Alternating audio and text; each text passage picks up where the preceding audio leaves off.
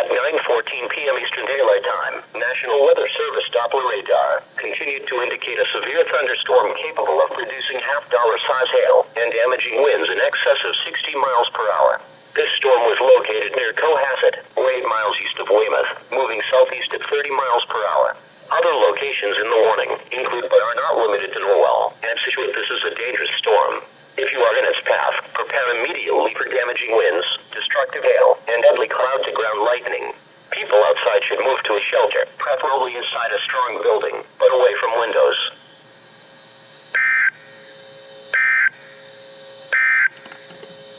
The National